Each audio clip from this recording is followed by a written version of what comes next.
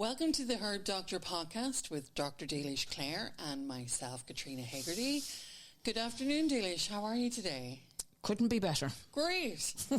Lovely to hear that. How has your week been? What have you been up to? Well, since the last podcast, what I've been up to of relevance is I've been to a whole day's seminar on pain from a functional medicine point of view, and that looks at the background to all of these conditions that we all suffer from. And the topic of the day was pain, so I'm going to try and condense some of the differentiations that they focused on that day, and also some of my own interpretations from my clinical experience, or reflected through my own experience over many years of practice, and highlighting what we can or can't do with herbal medicines and how it might dovetail. So, well, I suppose everybody suffers from pain in one sense, so sounds interesting. Yeah. Over to you. So the things that we all know about pain, it affects our mood, and vice versa. If we're not in pain, we're in a good mood. If we're in pain, it can really bring us down. I was going to do a whole thing on the statistics of pain, but who cares? Because we only care about the pain that we have, or the pain that our loved ones are living with and that we have to bear witness to and live with the moods of. Yeah. So the day was, I'd like to just thank Dr. Dilis Clare from the United States, who gave such a fascinating talk, and his level of detail into all of the physiology, biochemistry, neurotransmitters, I think, is the background to filtering out what I can fit in a podcast. But it was a great background to have. And also our own Dr. Richard Rucker from Ennis, who's a functional medicine practicing doctor there. He gave a very good introductory lecture. A lot of what I heard that day was not new, but it certainly put it forward in a way that makes my patient stories a lot more understandable. So I'm going to see if I can offer this understanding to all of you listeners out there, in case it might be helpful in how you view your pain. Okay, so I'm trying to bring it down. Just in case people are in a hurry, I've got some takeaway messages to start with. Movement. Movement is number one. Sitting is the new smoking. Don't start smoking just because you're not sitting. Gut and food are key elements. Sleep is a key element. Managing expectations, and that depends a lot on whether the pain is localized or centralized. So I'll come on to that. Touch is important. One of Dr. Karassian's final things, I'm going to bring it right up front, is that if you're living on your own, it's highly recommended that you either have a massage or some kind of physical therapy that's not about relieving pain, if you like. Do you know what I mean? So some kind of a soothing massage. But tell the massage person, therapist, that you suffer from chronic pain because you may have hypersensitive areas. So distraction can be helpful, and quieting the mind. So getting that balance right between distraction and quieting is quite a skill. So a lot of this is life skill based management. And then we go on to what we can expect from herbs or other practitioners apart from the massage therapist.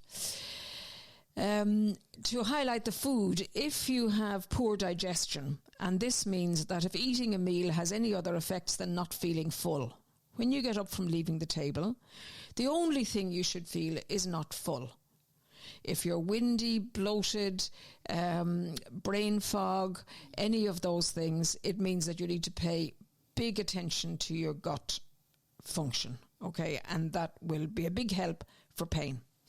If you have any other symptoms apart from feeling full, then there's a very high suspicion of gluten involvement.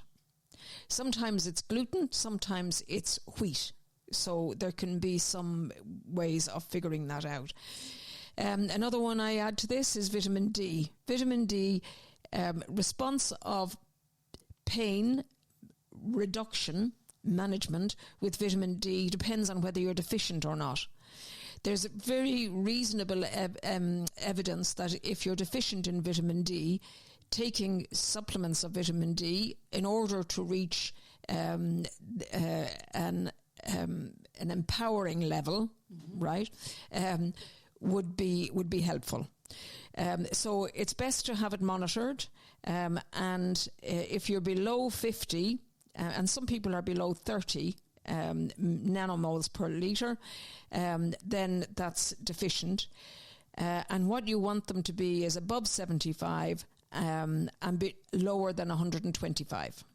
Okay, and I'm saying that because some guidelines indicate that between 50 and 75 might be okay.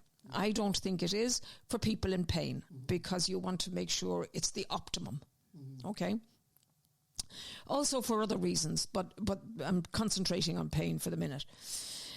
You don't want your levels to be above 250 because they can be potentially harmful. I've never had a patient that I was monitoring that had a level that high. The other message to kind of take away with is pain can cause anxiety as well as low mood, because once we're in pain, our brain is thinking that we're in danger, and that makes us anxious. All right, and that's tiring. So danger, and the other thing is danger always needs a story. The kind of pain I'm going to concentrate on today is centralized pain, and that is it's all happening in the brain. But another part of the brain, the prefrontal cortex, has to give the pain a story. Right? The pain is worse in my arthritis because this. The pain is worse, I got cystitis pain, it was because of that. So we have to have a story. And sometimes the story is very, very, very embedded and we won't let it go. So what I'm saying is, if you want to change your level of pain, you need to change the story. And if it's centralized pain, you have to accept it without the story. There is no story, it's just there. That's tough, isn't it? Because the story can be very comforting, you know. Yeah. Okay. Now, with the centralized pain, if you have localized pain, it's localized somewhere, right? If I fracture my finger, I'll have pain in my finger. If I stub my toe, I'll have pain in my toe.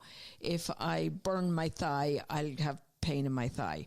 And the pain is reflected in if you can see the fracture, it's bent and it's swollen and it's not functioning well, that's localized pain. Right?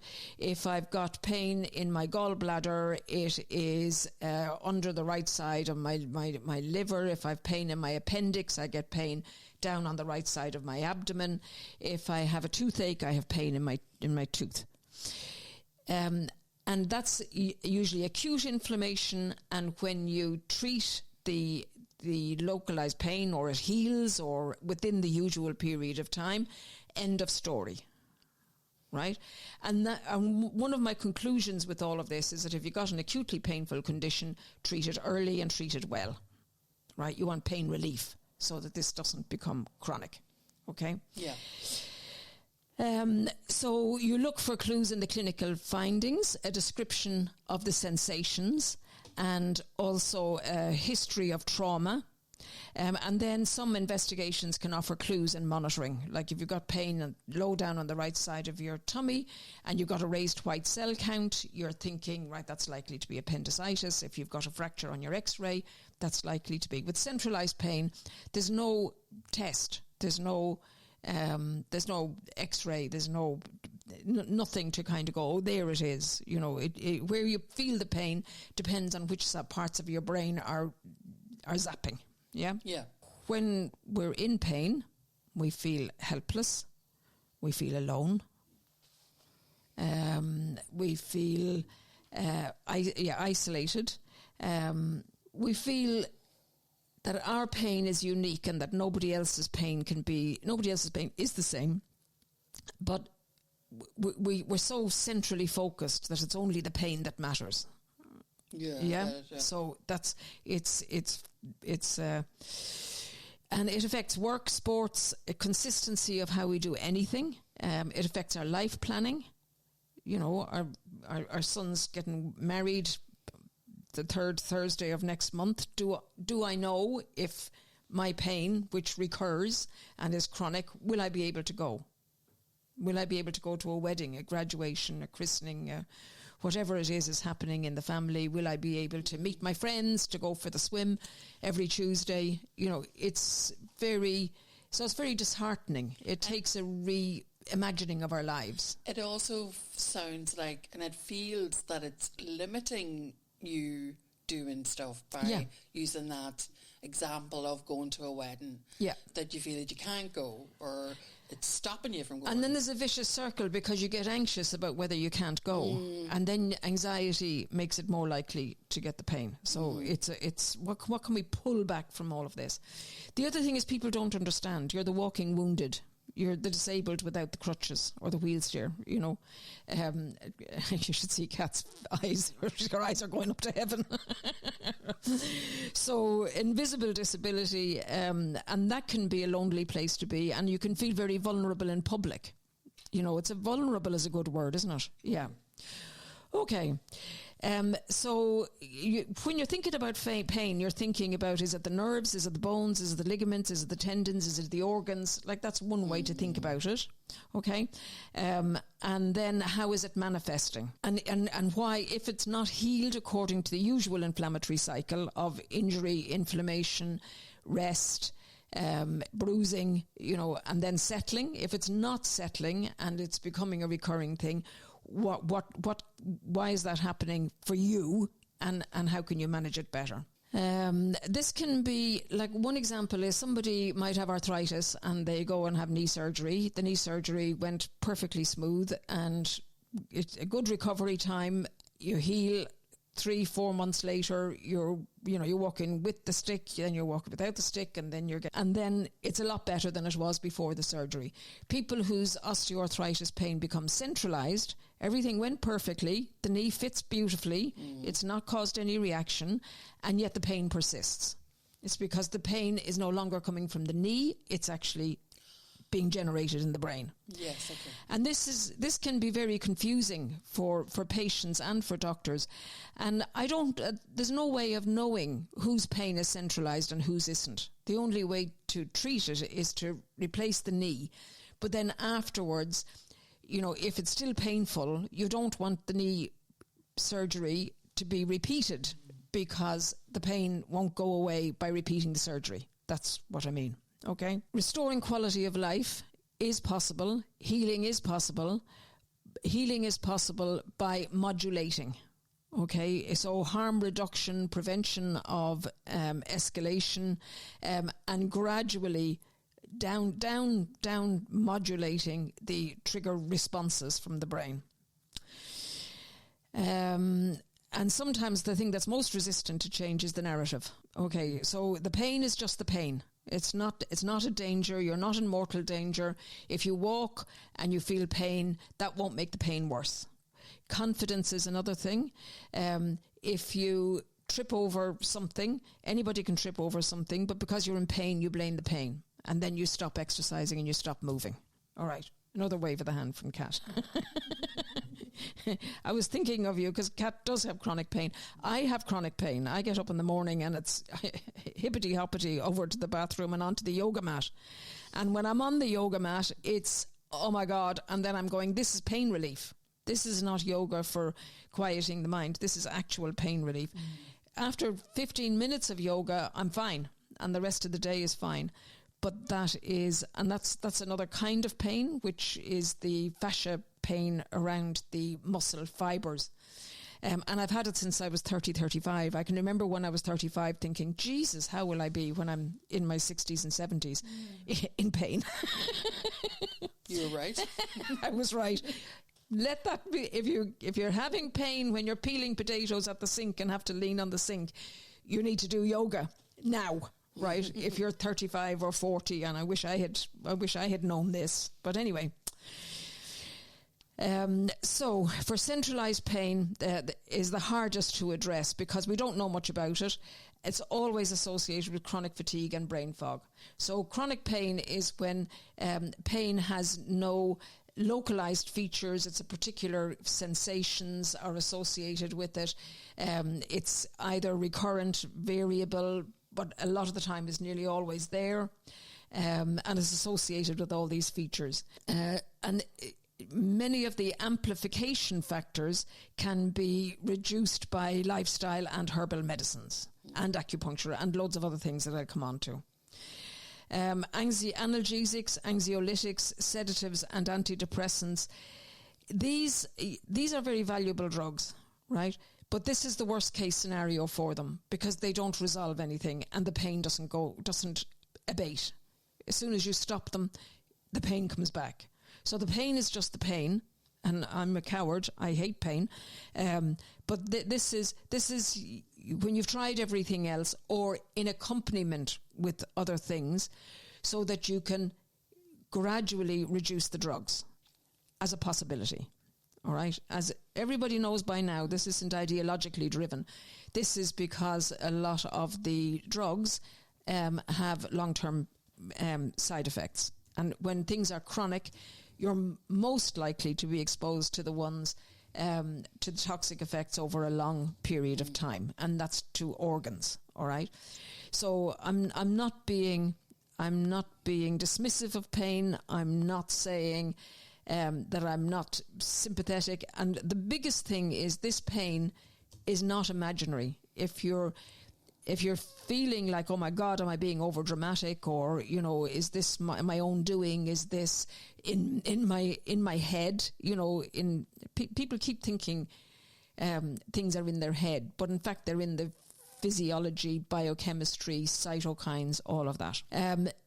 They can all be useful. I would put a caution in there: avoid opioids as much as you possibly can. A, because they don't work for this kind of chronic pain, but B, because they aggravate it. They make you more sensitive to pain in the long term. So local pain, local treatment. So if you have isolated arthritis of your knee or your hip, or you've injured yourself, or you've overstrained, or you've done something where the trauma equals the pain, it's all a consistent feature. The pain is in the right place. It's the right amplification, right?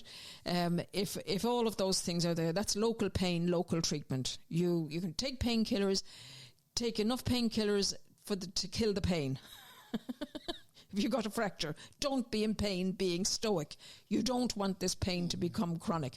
So this is where I'm advocating natural and pharma methods of pain relief, because you don't want pain and inflammation to be prolonged. It tunes in the central nervous system via the spine. Okay. And you'll also find that there's visible signs of heat, creaking, grating joints if there's arthritis, a history of injury, all of those things. That so I'm not particularly going to talk about them because that's very straightforward. Your doctor will be grand, your physiotherapist, your osteopath, they'll all be thrilled with this pain, because they can make it go away in a short period of time. We've got the feel-good factor for your therapeutic practitioners. However, the centralized pain can come from a whole myriad of sources, but basically it's prolonged localized pain out of the ordinary, right? Yeah. It hasn't settled down, it's persisting, and what has happened is the pain is felt in the periphery, we call it, the toe, the foot, the thigh, the whatever. It relays to the spinal cord, a relay then up to the thalamus. And from the thalamus, it's disseminated to all kinds of areas of the brain, right? There's lots of different folk. I could give you very big words for all of this. But basically, they become then part of their self-generating, right? And firing. It's like an amplification and a sensitivity to firing of all of these pain receptors, Sure.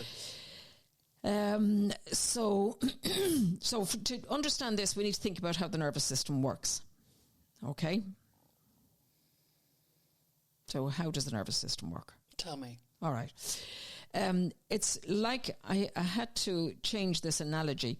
It's like a machine that only triggers with a threshold of pressure.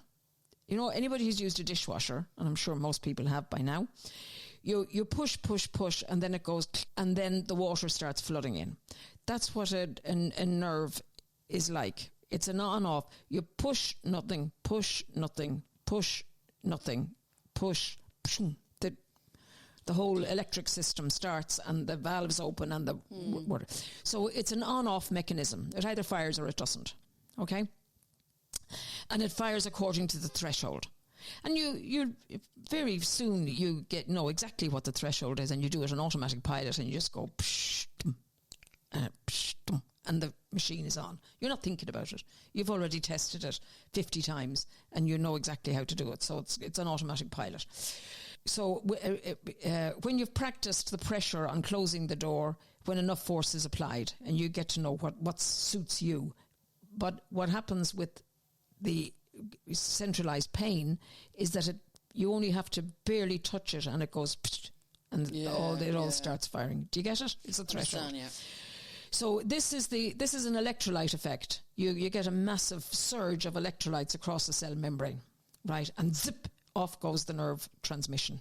And it zips all over the brain. It's like one of those things, you know, where the electric light's on the circuit, you know, in a circle glass bowl, you know, and it goes everywhere. It's distributed. And then depending on the kind of pain. Anyway, that's enough. You know that. So this is an electrical signal. This is so the flood of water is a fast, passive release of energy. So once you get that pressure on and click, whoosh, it's a downward flow. It's like a waterfall. Whoosh, off it goes. And that's passive. So behind the dam, there's a whole build-up of energy. If you look at a dam, the water behind the wall will be a pressure ready to go, ready to be released. Like a dam. They open the dam and whoosh, it all comes out. That's passive energy. And they turn that into electricity. Yes. Right? And your cell, I've just thought of this is brilliant. The cell turns it into energy called ATP. So you've got a little hydroelectric kind of system or similar to it. But then you have to close the dam in order to build the energy back up again. Okay? So there's electrolyte exchange, release, transmitted all over the place, and then you've got to build it up. That's the ATP, right? So you've got a little battery system in there. This is an active process that keeps the life source of every cell in your body running smoothly. But they're particularly active in the brain. The other thing to note is that because it's a threshold that you reach or you don't reach, there's no quiet button or loud button, right? If the signal is intense, well, then it just fires frequently. Do you want me to say that again? Yeah, I do. So there's a threshold. If you reach the threshold, you get the nerve signal. Yes. But there's no such thing as a quiet signal or a loud signal. There's just the signal. Okay, yeah. So if the stimulation is intense, then they rapid fire. They go zip, zip, zip, zip, zip, zip, zip. Right? Yeah, I get it. Now, if they don't get enough time between zips, they don't have time to build up the energy. Yes, I understand. Yeah. And this is why chronic pain is associated with chronic fatigue. Oh, the pennies just dropped now. I know. And if people have this centralized pain and they get to the point where they've no energy, they walk their 200 yards and all the cells have zapped and they haven't had time to recharge, then they don't have any more energy. They're not imagining it. You know, they're not thinking, well, if I get my willpower out and pull up my socks, it has to be a gradual increase with very small increments. The one thing I will say from my own experience is that I know now that I have to stop and sit for a second and recover before I get up and move again, because I've done your head is saying one thing, but your body is saying something completely different. Yep. So that's my understanding of it. Yeah. And is it your experience that as you've gradually increased your scope, you've gradually increased your resilience. Yes, and that's you teaching. That's the neuroplasticity. Mm-hmm. This is why this isn't hopeless, guys. But once you understand it, you kind of go, okay, now I can plan. I can try and pull this back a little bit so that I'm managing it rather than I'm a victim of it, I suppose. But the one thing I will say about it is, as we mentioned, frustration earlier. You kind of I've learned that I have to work with it, because if I resist against it, then it's only going to get the better of me, and my head wants to go, but my body's going, no, you have to sit down for a second before you get up again. Yeah. So it's just making sure that you line it up, isn't that it? Maybe? And what you're describing there is like a mini little vicious circle. So you're absolutely spot on. Yeah. So the electrolytes, which are what the water is like, full of electrolytes, right, which are the salts, and cell energy is needed for managing muscle tension and energy. So that's why the chronic fatigue.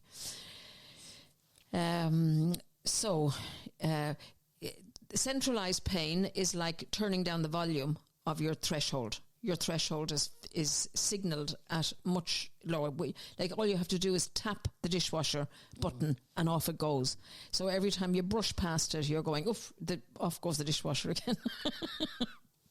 Okay, you'll never be able to run your dishwasher again without thinking of this. Okay. And it's stuck there. So the idea behind all of this management is to unstuck it. Okay. Even if the original... Here's the other fascinating thing. Even if the original injury has healed, the brain continues to receive and send pain signals. It's a malfunction in the nervous system. Ooh. Okay. I'll come back to that. Do. All right. So how can you tell the difference? We've already talked about what are the features of the localized pain. Right, out in the body or whatever, even in the organs, they're localized to the body.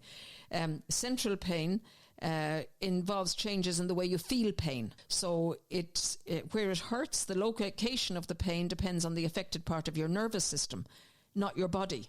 So you can get pains in your feet, but it's actually an abnormality in the brain.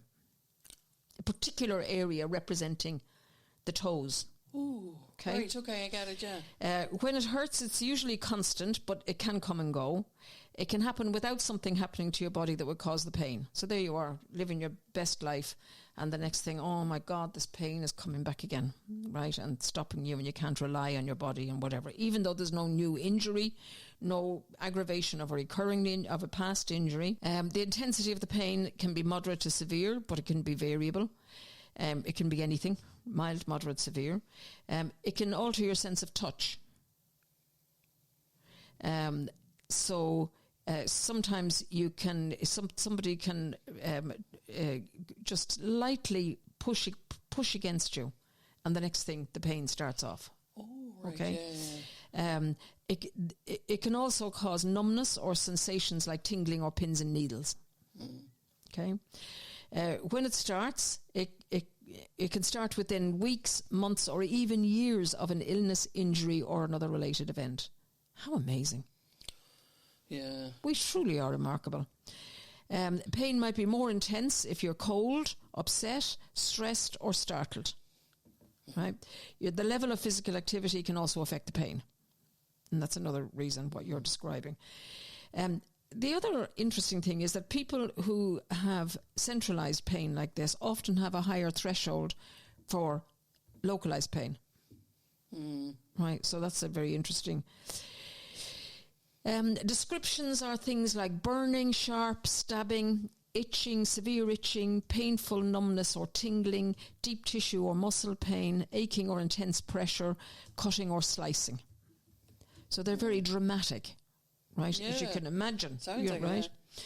So it can happen either to injury of your brain or spinal cord, and things that can cause that is brain cancer or any kind of tumour in the brain because it's causing pressure, brain surgery or even spinal surgery, concussions.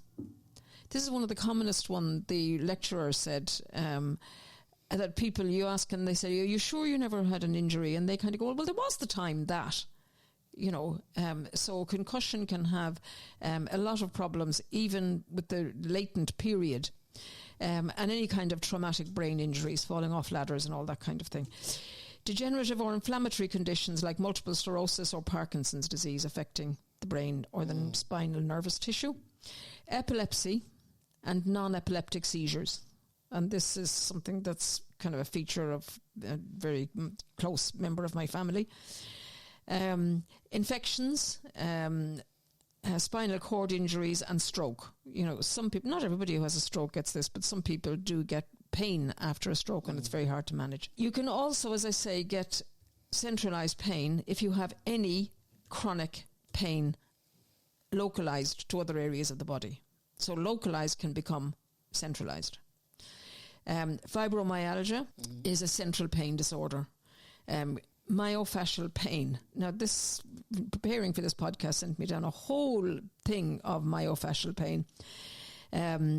Now, the interesting thing is that it's usually, unlike fibromyalgia, it's usually on one side of the body. It's usually localized to a particular area and is related to posture and legs being a different length and scoliosis and hypermobility. There's lots of things that can be associated with it.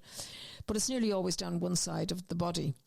And this, I immediately thought of my general practice in London when a lot of patients from the South Mediterranean, mainly Greece, would come and they complain of pain all down one side. Oh, the pain is terrible here. It's terrible all down one side.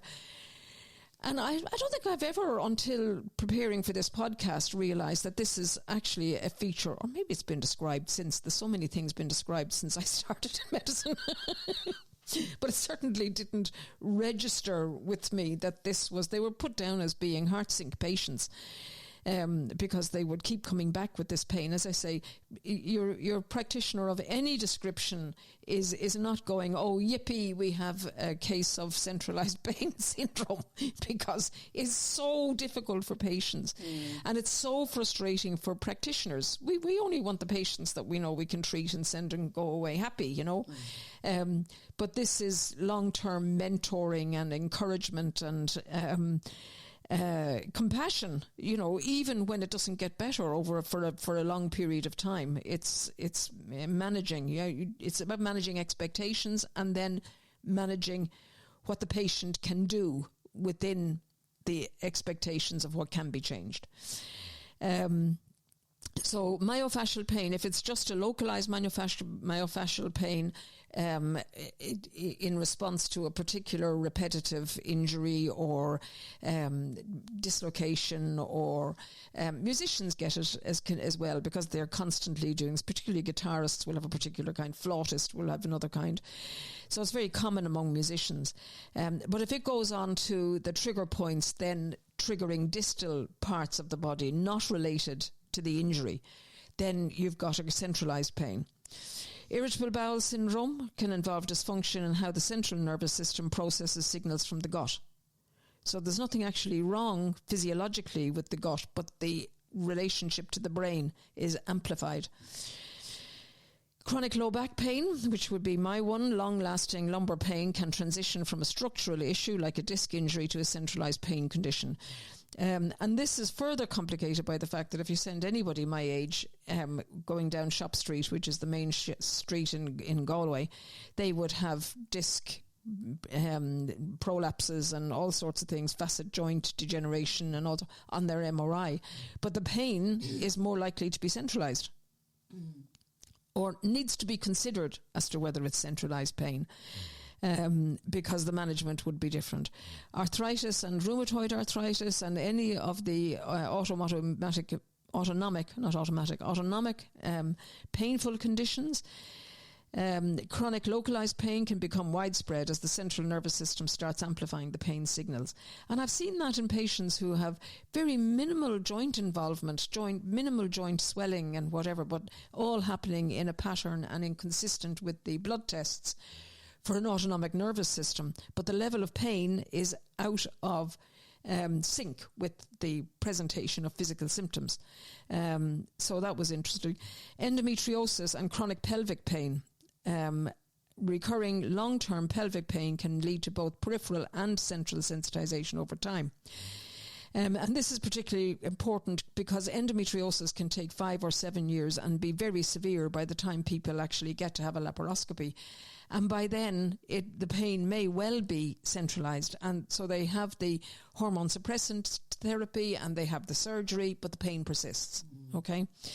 Temporomandibular joint, chronic jaw pain, can again become centralized. Migraines and chronic headaches often transition from episodic headaches to a state of chronic central neurogenic pain. Taking the painkillers will not make any difference. Compressed regional pain syndrome. Okay, and the one we talked about in the last podcast was the interstitial cystitis. And this is the bladder pain syndrome. And all of the ways that I advised, thankfully, have turned out to be relevant to the centralized pain. Although until this week, I didn't really have that framework. This is about having a framework for things so you can then manage expectations. Chronic fatigue syndrome is often associated with widespread centralized pain. Post-surgical or post-traumatic pain that persists or worsens for more than 3 months after a physical injury or surgery. And I mean, I would specifically say gallbladder pain. If it can be, people can have the gallbladder removed, but they still have the problem with the pain. So things to indicate that it's likely to be centralized is the pain is no longer restricted to the original injured site. Extreme sensitivity to pain, hyperalgesia, and abnormal sensitivity to pain caused by damaged pain receptors, nerve damage, or chemical changes in nerve pathways. So you have a stimulus that wouldn't normally cause pain, but it actually triggers this chronic pain. Fatigue and sleep disorders, high correlation, and cognitive dysfunction, often referred to as fibrofog or brain fog, involving issues with focus and memory. And you always have a high alert for it if they haven't responded to local manipulation, anti-inflammatory medications, opioid therapy, or any of the other physical therapies, cognitive behavior therapy, requiring approaches that target the nervous system. So we're on to how do you treat it? Right, initially you think, oh, it's a pain in the toe, they had an injury, let's treat that. And then you go, God, 6 months later and they're still having this pain in the toe.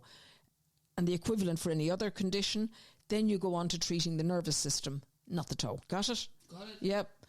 I think I'm saying the same thing in several different ways, but it's such a new concept for people that I'm hoping that's helpful. Okay. Oh, absolutely. So feedback, guys. I don't know who you are out there. So give me feedback as to whether I'm hitting the right level of information, a bit more detail, a bit less detail, any conditions you might want to. Okay. Here's how I think about sensitization. Did you ever know my dog Tigger? No. No, it was before I knew you. My dog Tigger was the most gorgeous golden retriever. Oh. I spent 15 years going, hey Tigger, hey Tigger, hey Tigger, calling him in the woods, on the beach, whatever, and he'd respond to his name and I'd see the tail going wag, wag, wag, wag, wag. Now, I haven't had Tigger for about 15 years.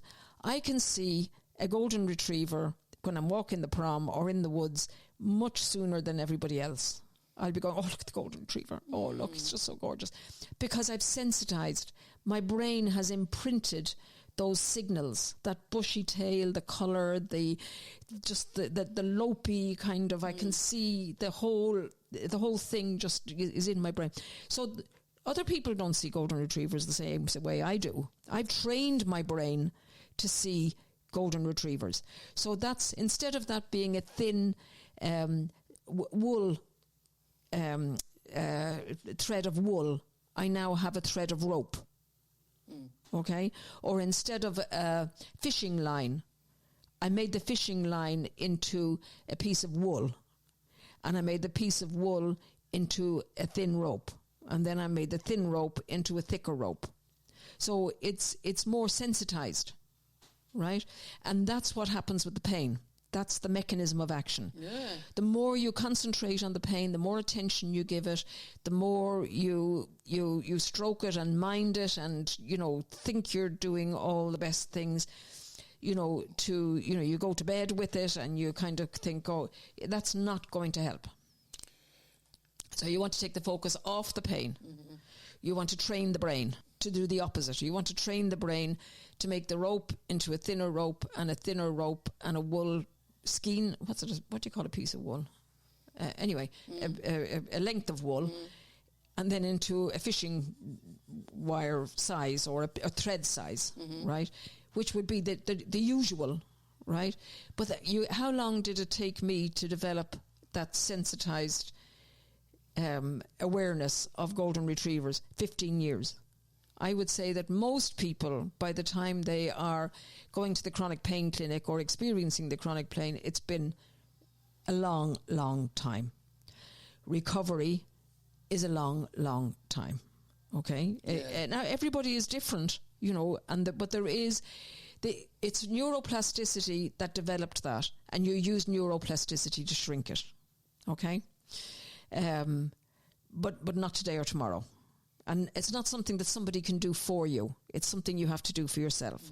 And you have to trial and error to find the things that are right for you. Because I don't think everybody can do everything. People who have this are not exaggerating, and they're not being over dramatic. Yeah, I'd like you to say that again. Okay. People who have this aren't exaggerating or being over dramatic. Yeah. It hurts. If you're living with somebody that's experiencing this, you can't do anything. But that also means that you can't be cross with them.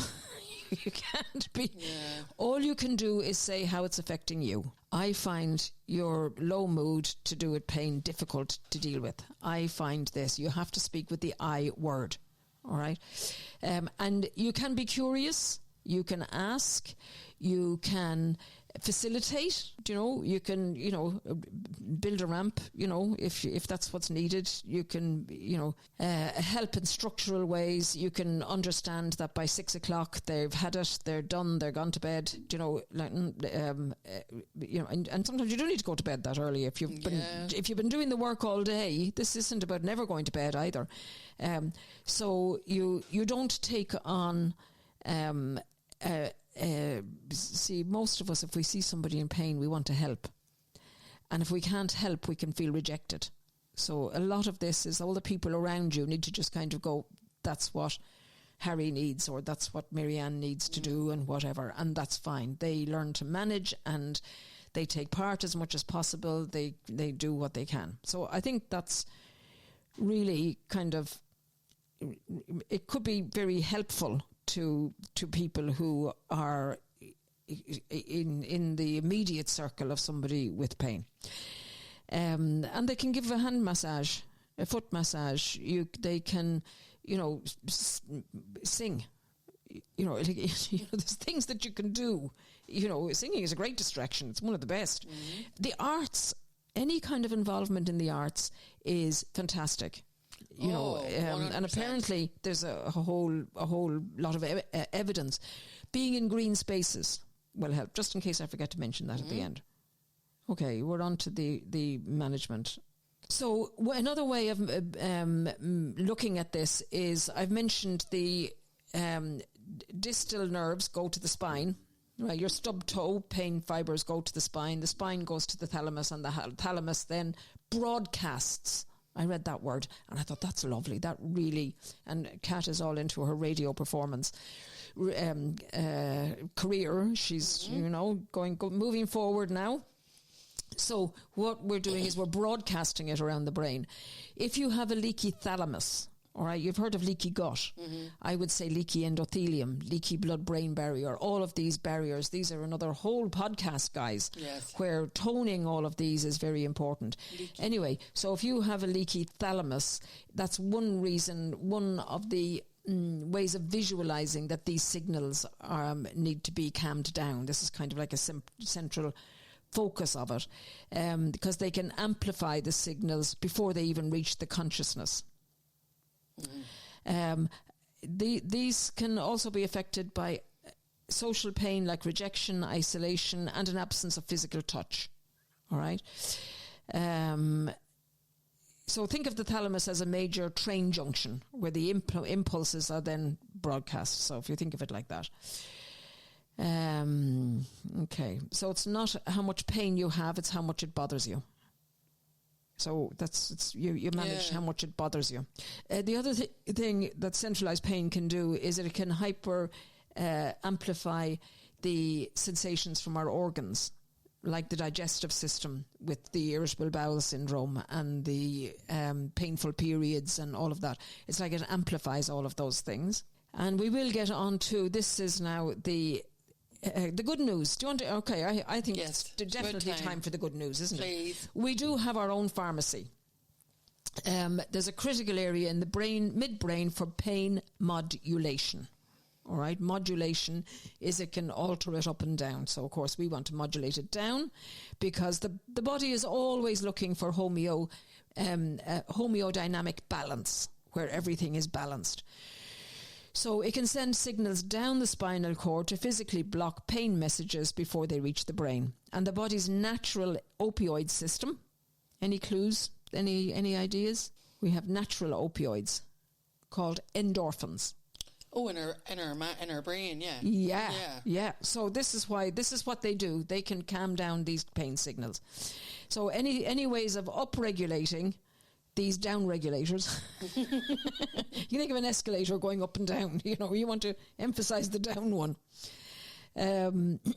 So the actions we'll go on to that. The actions of the nerve impulses are influenced at all levels by biochemistry of prostaglandins, histamine, cytokines, insulin, and other hormones, including those released from body fat. Okay? No big surprise there.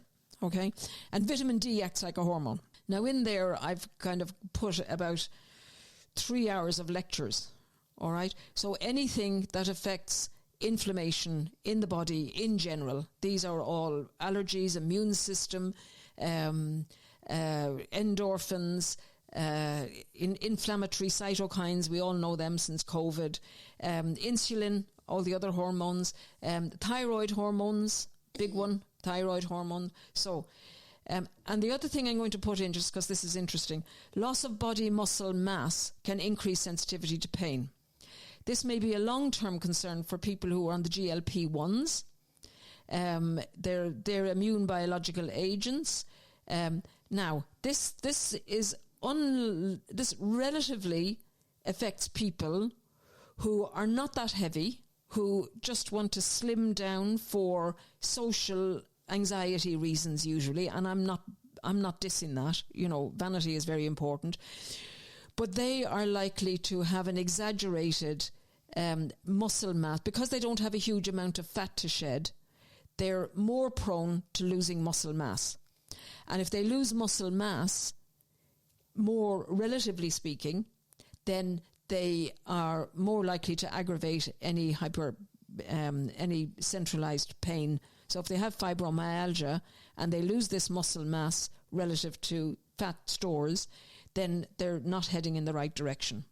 So I think it's important that the GLP-1s have a very specific risk-benefit profile to benefit people who are overweight to a point that their health is in danger. But they can be misused for this social, and there's something like 20-30% of prescriptions for them are actually in the misuse category. And I'm just saying to people, be careful what you're choosing for yourself. And there's no ideology in there at all, and no judgment. I'm just making the point. So the muscle loss is disproportionate to weight-related health issues. There, that's it in a nutshell. So here's what you can do. You can retrain the brain circuits, training the brain to stop treating neutral sensations as danger signals. Modulate the brain from the top down, so you inhibit this, turn down the amplification. Understanding the pain is a warning system rather than a danger. Understanding that can reduce the amplification. Psychological techniques, cognitive behavioural therapy, mindfulness-based stress, meditation can lower pain levels. This is what I'm saying, the balancing the quiet and the distract. Graded activity, we've talked about here, that's recalibrating the nervous system. Targeting emotional processing, addressing underlying stress, emotional trauma, psychological difficulties, they're all of that. What they don't say is addictions. I would say this is in one of the lists that I would say managing addictions, whether it's work addictions, exercise addictions. This is very painful for people who have an exercise addiction and they can't relieve their stress that way. One thing to look out for with the examination is actually looking for nervous system overdrive, and that means like a very raised heart rate, significant sweating, and if the pain is regional or on one side, it can be just on one side, or trigeminal neuralgia, it can be just on one side, and dilated pupils. And this is like when the sympathetic nervous system, it's like it's out of control. That's a gorse fire. That's like intense heat, intense blaze, right? So if you know that this is what's definitely involved if you have those. They're not that common. Like lots of people have centralized pain and it's not that dramatic, but that's certainly an indication. So what you have going on in your nervous system is a tug of war between glutamate and GABA. Okay, you don't need to know about all of these. Glutamate heightens the triggers of chronic pain. GABA helps the balancing the excitement. It helps turn down the amplification. So glutamate and GABA. Herbs that help. Yay! Herbs are heroes. I've been waiting. Herbs help you be your own hero. Yay. Okay, that's the way we would put it. So herbs that particularly act on GABA are valerian, officinalis, Schisandra chinensis, any of the Artemisias, Artemisia abs or Artemisia vulgaris, Californian poppy, which is Ashocia californica, passiflora, which is passion flower, withania, which is also known as andrographis, and there's another word that ashwagandha is the other word that people are more familiar with at the moment. Lemon balm, which is Melissa officinalis, and Citrus aurantium, which is a bitter orange. So these specific chemicals in these herbs serve to naturally modulate GABA receptor alkanes, alkaloids, flavones, flavonoids, isoflavonoids, phenols, terpenes, and coumarins. Just in case people think I'm making this stuff up. Okay. The other constituent of herbs is arpiginin, and that's present in chamomile and passiflora, which is the passion flower. The other herb that I find very useful in balancing the autonomic nervous system is Lycopus virginicus, which is bugleweed. This is where knowing the Latin name is very important, because if you look up bugleweed, you'll find a different herb with a different Latin name. So you need to look it up under Lycopus virginicus. That works by influencing the thyroid hormone. The supplement most in tune with the science behind GABA, dopamine and serotonin receptors, useful to inhibit glutamate uptake, is L-theanine. And you get L-theanine, the most rich source of L-theanine is green tea, particularly that grown in the shade, which is the matcha. Okay? Yes. Lavandula binds glutamate receptors and serotonin transporters. So, the evidence for these actions suggests that multiple plant-derived substances may serve as sleep aids by modulating GABAergic signaling in the brain. So we know that anything that alters GABA will help this autonomic modulation, and sleep, the research on it has been done on sleep, so better sleep is likely. You can't say one is cause and effect when it's too separated by one whatever, but we know that these herbs help with sleep. We know they do that by way of GABA. We know that GABA is implicated in these, so there is a likelihood. It's also my clinical experience. Yes. All right. Also, clinical experience is all of the ways of altering making the gut flora most beneficial, right? And that's usually increasing the diversity of flora. Another herb I use a lot would be Filipendula, which is a digestive and pain reliever. Okay, and the other thing, I don't have a huge amount of evidence for this, but I find that since the population is now taking natural salt, right? The salt I grew up with was the big tub of table salt that had added iodine. But now a lot of people are taking rock salts or Himalayan salts or whatever, and I don't know what the equivalent is of that, but I think there is evidence that for a lot of us, are going around with too little iodine. Oh. Now, you can be supplemented with too much iodine, so that's a difficult one to recommend, certainly on a population basis. Yeah.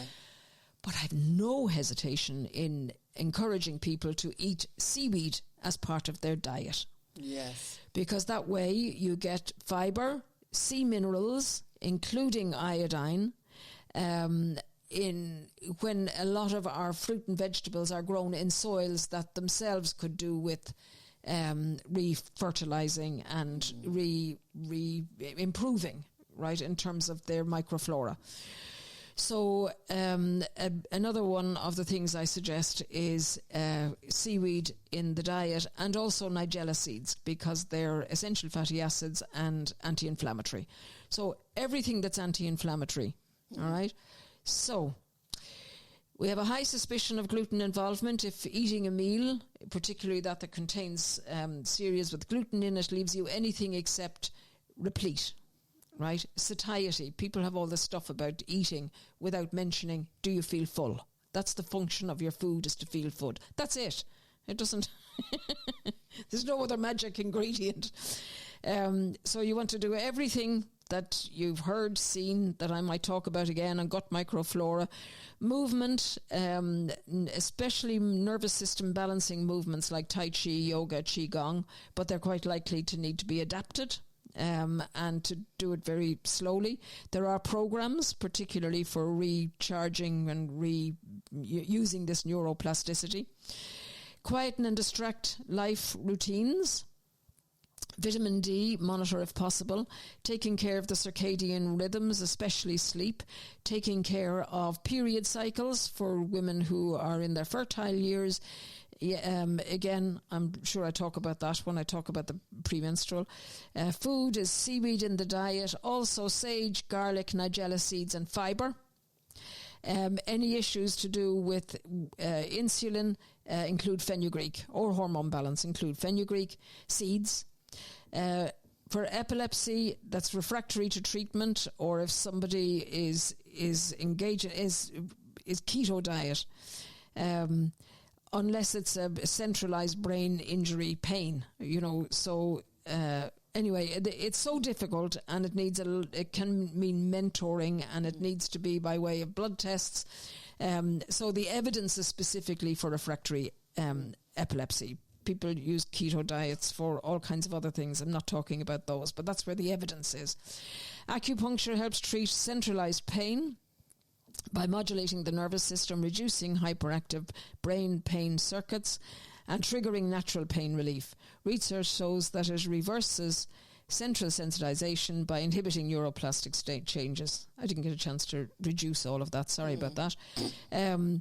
So helpful for conditions like chronic low back pain, fibromyalgia, and neuropathic pain. Sunlight, if I haven't mentioned it before. Sauna, the far infrared sauna. I have one which folds up and it fits in a suitcase. You don't have to, do massive house reorganization. Localized laser, particular for things like the myofascial pain, can be very helpful. TENS machines, often availed of through your physiotherapist, and all of the local therapies that can get you moving, or that can be advised about these gradual pain, gradual exercise introductions and everything. So we have, what do you think, Kat? I love it. I have one question though for you. And I'm only talking about my own experience. So a couple of years ago, I fell down a flight of stairs and I hurt my hip.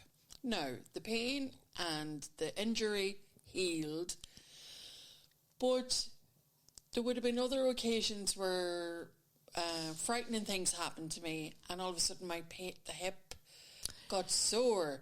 So there would have been storage pain, if you get me. Does that obviously affects? Is that just me, or does that affect? No, I think that's a very common thing, and I would say what it does is that your pain has recovered from the local injury, but there's a memory of that pain. Yeah, the pain, the body remembers. Right? Yes, yeah. And your temporary fright, startle, whatever it is that gave you a very challenging danger signal, made your brain remember this, but it hasn't got stuck in being an everyday occurrence. Yes. Right? But you're advised to avoid as many of those life-threatening frights. Yeah, I know. Yeah. And take care of yourself. But I would say that's how I would read it. Yeah. Yeah, so there is the thing, because I thought it was just myself, and I went, okay, that's one thing. I did want to ask you about that anyway, but I was like going, so do we do store, obviously you're talking about the memory and the brain and how everything is broadcasted, like you said, and that, but we do have a tendency of, well, I do, of sometimes thinking that, okay, there's pain there, but it's not, it's not hurting me now, but it comes out now and again.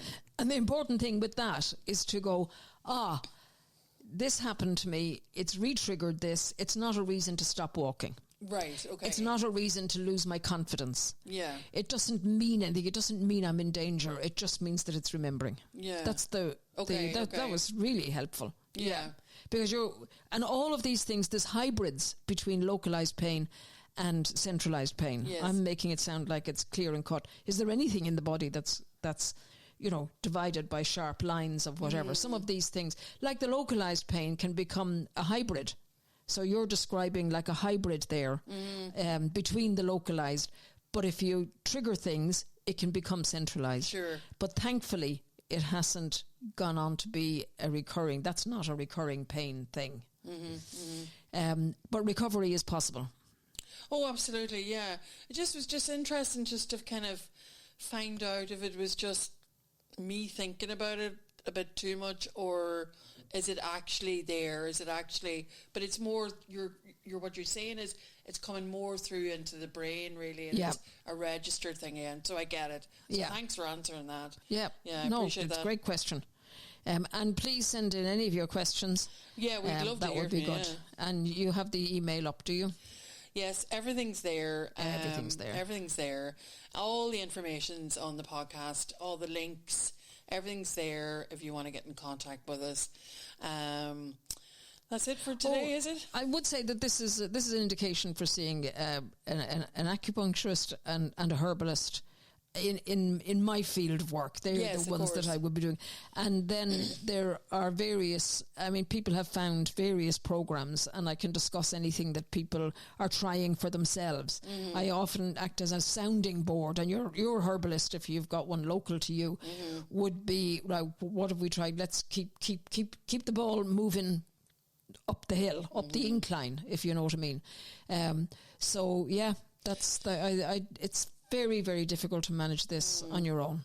And the one thing there that you mentioned earlier about the likes of iodine and seaweed, to buy Dulse online or get it from you is cheap as chips. It's like a bag of crisps. Oh, the reason I ask people to introduce things into their diet is we all have take supplements, and then we take them, and then we stop taking them. Yeah. And then we go, oh God, I forgot to take them, and you might do it again.